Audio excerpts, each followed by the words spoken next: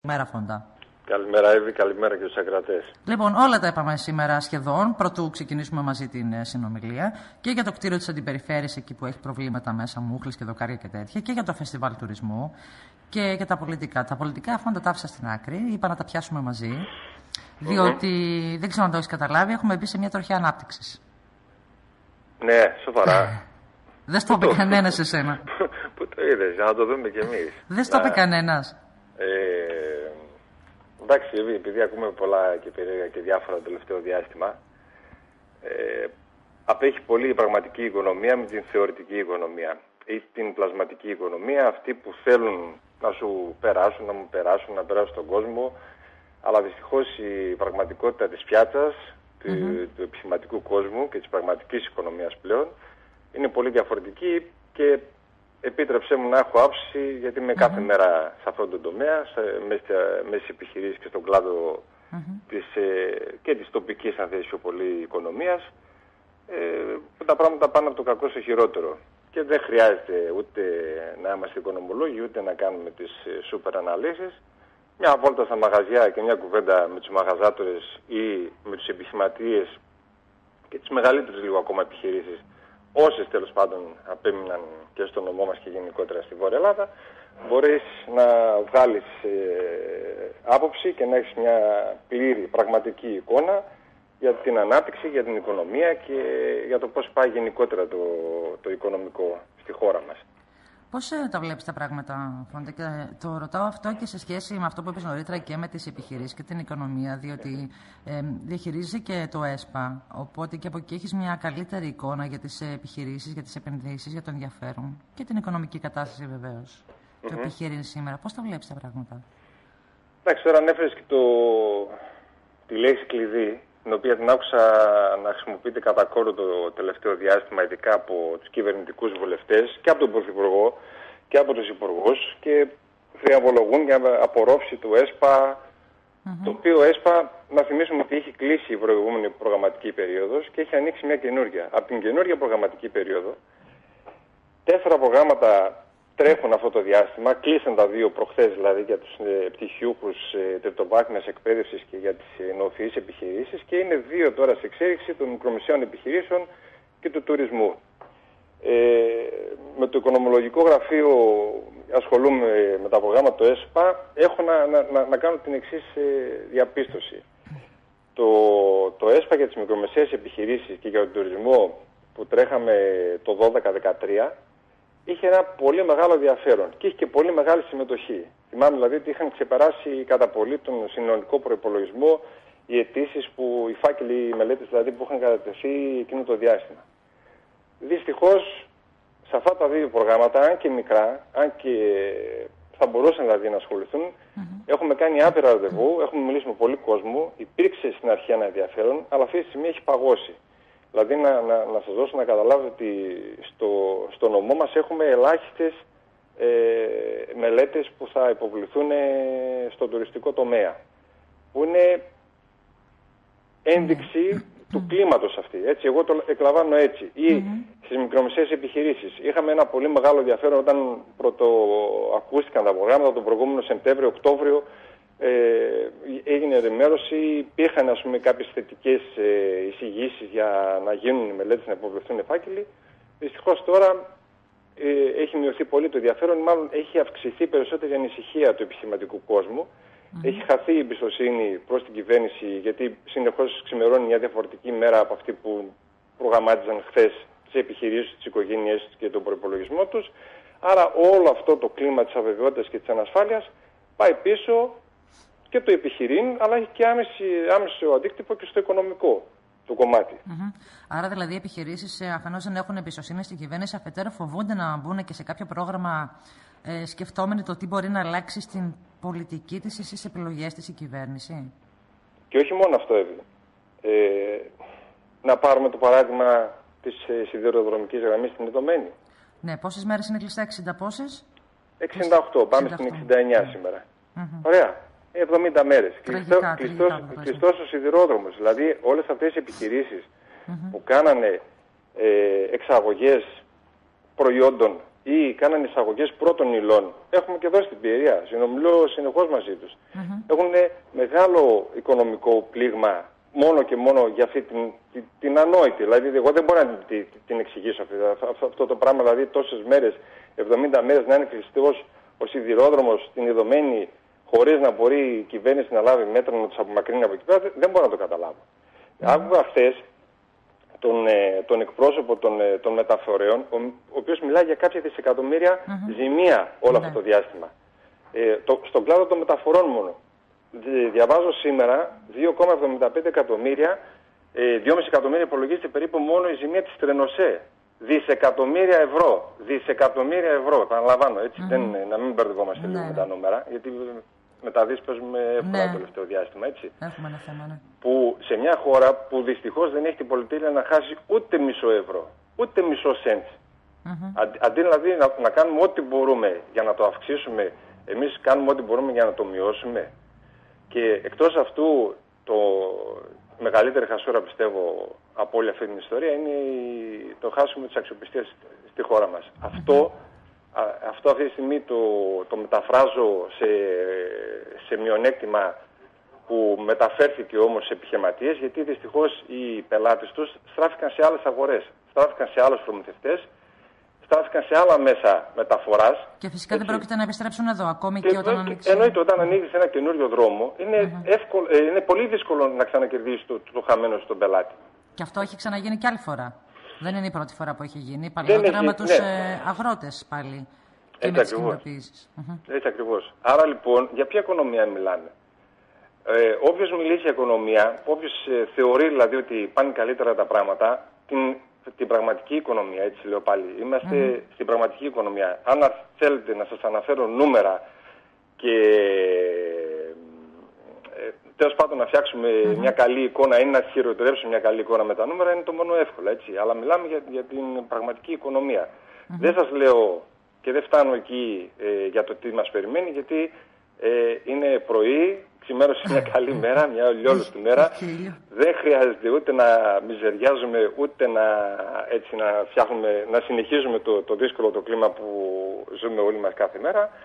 Αλλά η πραγματικότητα είναι αυτή, δυστυχώς. Εγώ πάντως Φόντα θα σου πω το εξής που είπα και χθες, μιλώντας με την βουλευτήνα του ΣΥΡΙΖΑ εδώ, την Μπέτη Δισκούφα, και είπε ότι αυτό το καλοκαίρι δεν θα υπάρχουν θερινά τμήματα και θα είναι οι βουλευτές εκεί, γιατί είπε ότι υπάρχουν νομοσχέδια που θα ψηφίσουν, αλλά τέλος τα μέτρα. Λέω καλύτερα να πηγαίνατε για μπάνιο στη θάλασσα, γιατί άμα είστε εκεί φοβόμαστε τι θα ψηφίσετε, ρε παιδί μου.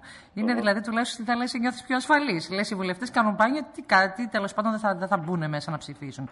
Πιστεύεις ότι έχουμε τελειώσει με τα μέτρα? Γιατί από χθες ακούω όλους τους βουλευτές του ΣΥΡΙΖΑ να λένε αυτό το πράγμα, ότι έχουμε τελειώσει με τα μέτρα. Δεν πρόκειται να ληφθούν περαιτέρω. Βέβαια, δεν ξέρω αν θα μπορούσαν, δηλαδή δεν υπάρχει κάτι άλλο να φορολογηθεί, νομίζω. Μόνο ο αέρας που αναπνέουμε. Αυτό θα έλεγα εγώ, Εύη. Να πούμε λίγο επιτροχάδιν έτσι από έξω τα χοντρά, τι έχει ψηφιστεί μέχρι τώρα και τι έχει τελειώσει. Κοίταξε, εγώ ξέρω ότι πρέπει να κόψεις το τσιγάρο. Δεν πρέπει να πίνεις μπύρα. Κόψε το τηλέφωνο, το κινητό. Τι θέση συνδρομητική. Σιγά μην βάλεις και πετρέλαιο το χειμώνα. Αυτά θυμάμαι προχείρως. Μπράβο, ακριβώς. Και το επόμενο που νομίζω θα μπορούσε να ψηφιστεί στα καλοκαιρινά τμήματα ήταν η φορολόγηση στις selfie φωτογραφίες. Μόνο αυτό νομίζω, και επειδή έχει και πολύ έτσι, έχει διαδοθεί πάρα πολύ, νομίζω ότι θα είναι ένα καλό εισπρακτικό μέτρο. Ρίχνουν ιδέες. Ναι. Θα θεωρηθείς υπεύθυνος τώρα και Έχει αυξηθεί 2 φορές ο ΦΠΑ. Έχουν αυξηθεί οι συντελεστές του φόρου στα εισοδήματα των νομικών προσώπων. Έχει μειωθεί το αφορολόγητο. Έχει αυξηθεί οι συντελεστές για η εισφορά αλληλεγγύης. Να μην τώρα παριθμίσω κι άλλα. Και το πιο χαρακτηριστικό παράδειγμα, τα σκουπίδια του κυρίου του Υπουργού Εργασίας για την έκθεση, εννοώ τη μελέτη που έκανε το Οικονομικό Επιμελητήριο, που αφορούσε στην φορολόγηση των ελεύθερων επαγγελματιών και εξειδικευμένα των συναδέλφων των οικονομολόγων. Θα το μάθατε προφανώς ότι σε δημόσια εκπομπή, σε δημόσιο λόγο, ο κ. Κατρούγκαλος αποκάλυψε την μελέτη του Οικονομικού Επιμελητηρίου σκουπίδια, έτσι. Ωραία. Να σας πω μόνο το εξής. Για εισοδήματα 12.000 ευρώ ενός οικονομολόγου, μετά από τις ασφαλιστικές εισφορές, που είναι ποσοστό πλέον των εσόδων, το φόρο, το τέλος επιτιδήματος, το φόρο αλληλεγγύης, την προκαταβολή φόρου, από τις 12.000 παραλαμβάνω, για να μην κουράζουμε τα νούμερα, του συναδέλφου οικονομολόγου θα του μείνουν για να ζήσει, έτσι και να πληρώσει όλα τα υπόλοιπα, 4.250 ευρώ. 4.250 ευρώ από τις 12.000 που θα κάνει το καθαρό κέρδος, όχι τζίρο, έτσι, από το κέρδος του, το καθαρό κέρδος του. Και για να σας πάω λίγο στους πιο μεγάλους σε εισοδήματα, πιο παλιούς συναδέλφους που ενδεχομένως να έχουν μεγαλύτερο πελατολόγιο, αυτός που θα κάνει 50.000 καθαρό κέρδος, 50.000 ευρώ, θα του μείνουν από τις 50.000 οι 15.350. Δηλαδή να δουλέψεις, να φτάσεις να κάνεις μια κερδοφορία 50.000 ευρώ για να πας στο σπίτι σου και να ζήσεις με 15.300. Αυτά είναι τα καινούργια φορολογικά που ξεκινήσαν, ψηφίστηκαν, θα τα ζήσουμε, θα τα βιώσουμε και να πούμε και στο το πιο έμεσο, αυτό που είπες και εσύ Εύη, τον καφέ, τη βενζίνη, το πετρέλαιο, τα τσιγάρα, τα κινητά, το ίντερνετ και όλα αυτά που θα τα έχουμε, που θα μας μειώνουν κάθε μέρα το εισόδημά μας αυτά.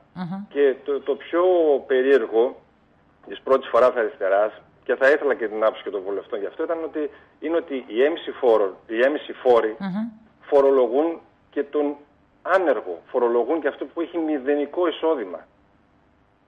Αν το καταλαβαίνετε αυτό, δηλαδή ο καθένας που σήμερα δεν έχει δουλειά, δεν έχει εισοδήματα, δεν έχει που να κουμπίσει, φορολογείται έξτρα με τους έμεσους φόρους. Ναι. Πρώτη φορά αριστερά. Τελεία. Τελεία. Και τελεία και παύση και αγγέλη και παρένθεση και ό,τι θέλεις. Τον τουρισμό πώς τον βλέπεις, Φόντα? Βασικά πήραμε και τις σημαίες, είμαστε και τρίτη χώρα παγκοσμίως. Ναι, είναι μια πολύ ευχάριστη είδηση που χαίρομαι που την ανήδειξες και εσύ σαν πρώτη και όλος ο τοπικός τύπος που διάβασα το πρωί, για να φύγουμε και από τη μιζέρια που λέγαμε πριν. Εντάξει, η μιζέρια δεν μας κάνει καλό. Πρέπει να είμαστε αισιόδοξοι, χαμογελαστοί και να κοιτάμε πάντα έτσι τον ήλιο κατάμετα και να χαιρόμαστε. Είναι πολύ ευχάριστη είδηση αυτό. Νομίζω ότι είναι πολύ σημαντικό, άσχετα αν είχε υποβαθμιστεί τα τελευταία χρόνια. Και η αύξηση των γαλάζιων σημαίων στην Πιερία νομίζω ότι προσδίδει ένα έξτρα κύρος. Μην κοιτάμε εδώ σαν δεδομένο. Ο ξένος πριν ξεκινήσει να πάει σε οποιοδήποτε προορισμό θα μπει στο ίντερνετ, θα δει πού θα κινηθεί, πού θα φάει, πού θα κολυμπήσει, πού έχει γαλάζιες σημαίες, ποιες είναι κατάλληλες παραλίες για να κάνει μπάνιο με τα παιδιά του, ποιες δεν είναι, θα αποφύγει κάποιες, θα προτιμήσει κάποιες άλλες.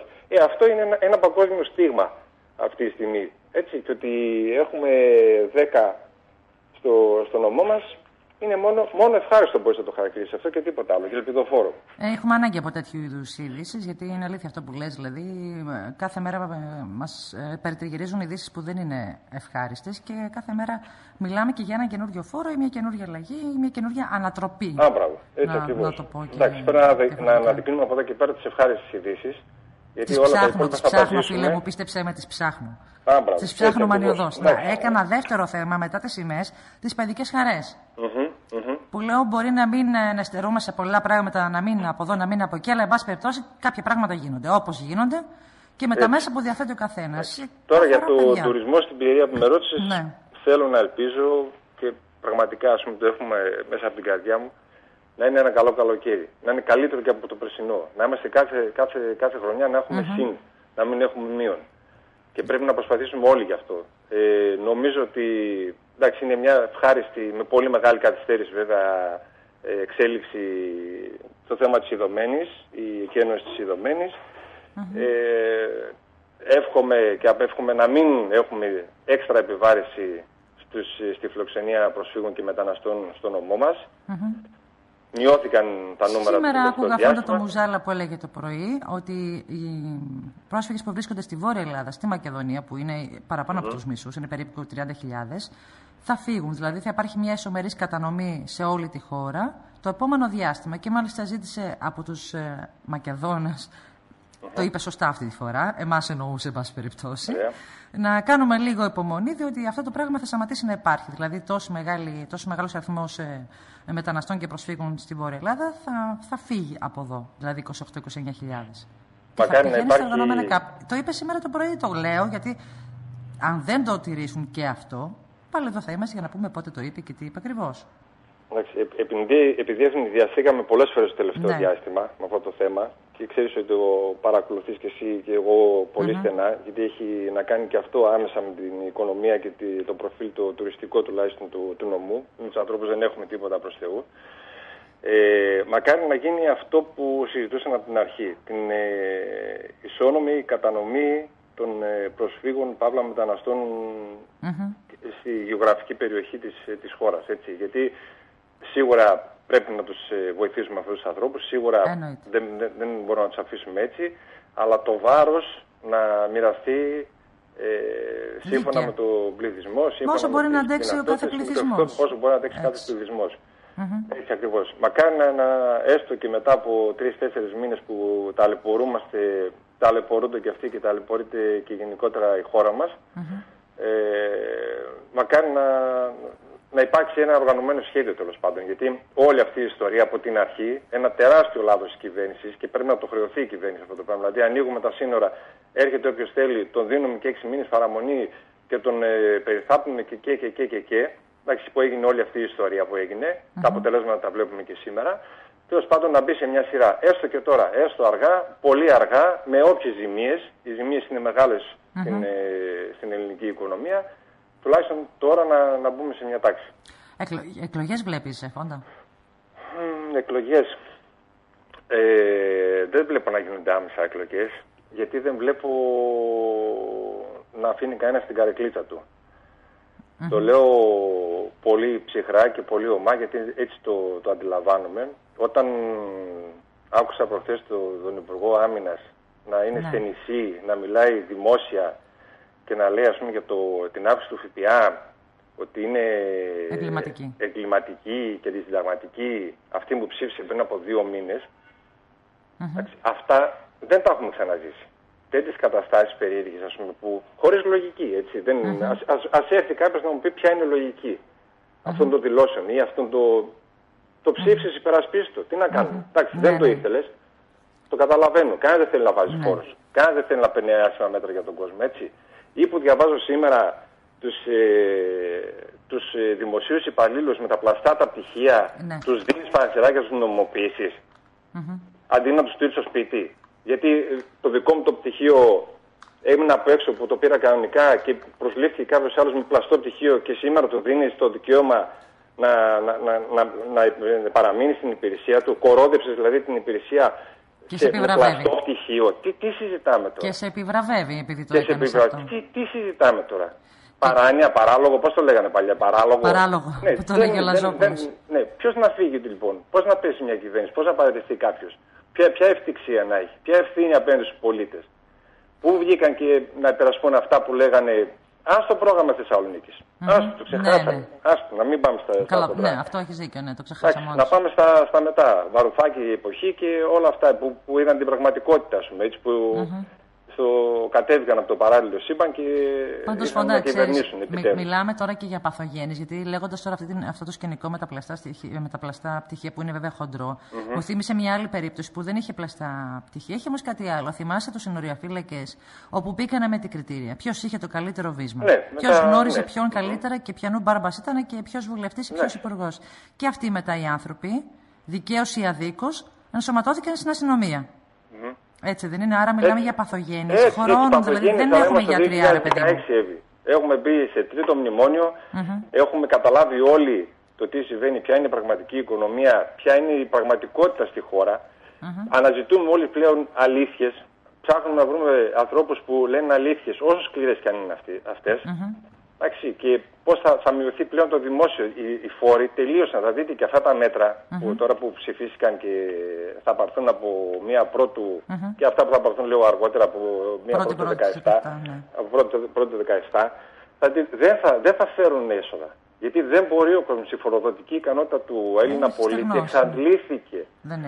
Δεν υπάρχει αυτή τη στιγμή. Θα δείτε ότι όσο φόρο και να βάλεις, ό,τι και να κάνεις πλέον δεν έχει πιάσει τα βάνη όλη αυτή η ιστορία. Άρα λοιπόν πρέπει να πάει στην ελάττωση των εξόδων της λειτουργίας του κράτους. Σε έναν εξορθολογισμό. Που θα αποκτήσει και την έννοια της μεταρρύθμισης στην πραγματική, εν πάση περιπτώσει. Έτσι ακριβώς. Πρέπει επιτέλους να πάμε σε άλλες κουβέντες. Σε άλλη πολιτική, σε άλλη λογική. Το 2009 το καταλαβαίνω ότι ο μέσος Έλληνας πολίτης δεν είχε καμία άποψη για τα οικονομικά της χώρας. Δεν ήξερε ούτε πού χρωστάμε, ούτε πόσα χρωστάμε, ούτε από πού δανειζόμαστε, ούτε πότε τα επιστρέφουμε, ούτε πότε λήγουν τα ομόλογα, ούτε πότε τα αναπληρώνουν, τα ανανεώνουν, τίποτα. Και όλα αυτά. Από το 10 και μετά όμως, από τότε δηλαδή που μπήκαμε στο μνημόνιο και τα πλέον τα οικονομικά μας έγιναν πιο οικείος ως όρος. Ακριβώς, έτσι. Ναι, δεν χτυπάς στο Google και τα βρεις τι χρωστάς και πόσο χρωστάει η χώρα και όλα αυτά. Πρέπει να μπούμε όλοι πλέον σε μια άλλη λογική. Η λογική του βολέματος και του δεν βαριέσαι τελείωσε. Έτσι, όταν βλέπουμε 60.000 επιχειρήσεις να φεύγουν εκτός Ελλάδος, πόσες θέσεις εργασίας είναι αυτές, αυτόματα? Δεν θυμάσαι το πρωτοσέλιδο της βουλγαρικής εφημερίδας «Ευχαριστούμε την Ελλάδα για τις 250.000 θέσεις εργασίας». Αυτή είναι αλήθεια. Αυτή είναι η αλήθεια. Θέλω να σε ρωτήσω κάτι τελευταίο, επειδή πολλοί κόσμος λέει ότι εντάξει, και αν γίνουν εκλογές, τι θα αλλάξει. Διότι η Ελλάδα δεν αποφασίζει μόνη της και ότι ο επόμενος που θα βγει στην κυβέρνηση, όποια κυβέρνηση και αν είναι αυτή, όποιο κόμμα και αν είναι, θα είναι ένας διεκπαιρεωτής των όσων έχουν ήδη συμφωνηθεί. Πιστεύεις ότι είναι έτσι, ή υπάρχει περιθώριο ελιγμών? Δηλαδή, μπορεί να ακυρώσει κάποια από αυτά που έχουν συμφωνηθεί, αν για παράδειγμα η Νέα Δημοκρατία κερδίσει εκλογές την επόμενη φορά? Επίτρεψέ μου να θυμίσω λίγο τα 2,5 χρόνια διακυβέρνησης Σαμαρά-Βενιζέλου. Έτσι, αυτούς τους κακούς τους γερμανοτσαλιάδες που υπέγραφαν και σκύβαν και κάναν ό,τι λέγανε. Τους προδότες και όλα αυτά. Να δούμε λίγο την οικονομία, την πραγματική, πάλι επιστρέφω εκεί. Τη μείωση του ΦΠΑ από το 23 στα 13 μόνο μερός για τα νησιά, για την εστίαση και όλα αυτά. Να δούμε λίγο τη μείωση του έμφυα, του κακού αυτού φόρου που μπήκε, του χαράτσι που μπήκε σε όλους μας. Να δούμε λίγο όλα αυτά που έγιναν. Γιατί έγιναν όμως αυτά? Γιατί άρχισε να ορθοποδεί η οικονομία, να στρώνει. Δεν σου είπα εγώ, ούτε μπήκαμε στην ανάπτυξη, ούτε άντε βρήκαμε όλοι δουλειές, ούτε αυξήθηκαν οι μισθοί μας, ούτε τίποτα έτσι. Άρχισε όμως να υπάρχει μια σταθερότητα, άρχισε να έχει μια αξιοπιστία, να είσαι σοβαρός συνομιλητής με τους Ευρωπαίους έξω, άρχισαν να σε υπολογίζουν και άρχισαν να αφουγκράζονται αυτά που τους προτείνεις για το καλύτερο της χώρας, έτσι, για των πολιτών της χώρας, αλλά και για το δανειστό να εξυπηρετούνται όλοι. Δεν ήταν κανένας παραπονημένος από τότε. Άρα λοιπόν υπάρχει λύση, υπάρχει σχέδιο. Εντάξει, το είδαμε, εφαρμόστηκε. Δεν σου είπα ότι ήταν η κυβέρνηση που τα έκανε όλα τέλεια. Εντάξει, αλλά θέλω να σου πω ότι το διαπραγματευτικό της όπλου, η σοβαρότητα και η αξιοπιστία και το σχέδιο που είχε, γιατί υπήρχε σχέδιο στην κυβέρνηση, εν αντιθέσει με αυτή που ζούμε σήμερα που δεν έχει κανένα απολύτως σχέδιο. Εάν ξαναγυρίσουμε λοιπόν σε αυτά, συν τα νέα που προσαρμόζονται στις νέες συνθήκες, νομίζω ότι μπορείς σιγά σιγά να αρχίσεις να ελαφρύνεις τον κόσμο. Τα μέτρα που ψηφίστηκαν πάρθηκαν. Δεν το συζητάμε. Αλλά πετυχαίνοντας μάλλον δημοσιονομικούς στόχους, κάνοντας τις δημοσιονομικές προσαρμογές σου, έχεις το πλεονέκτημα μετά να κάνεις και τις ελαφρύσεις. Και σε αυτό πιστεύω. Μάλιστα, Φόντα, σε ευχαριστώ θερμά για τη συνομιλία που είχαμε. Εγώ σε ευχαριστώ. Να είσαι καλά. Καλή συνέχεια. Καλημέρα στους ακροατές. Λοιπόν, αυτά και με τον Φόντα τον Μπαραλιάκο, οικονομολόγος.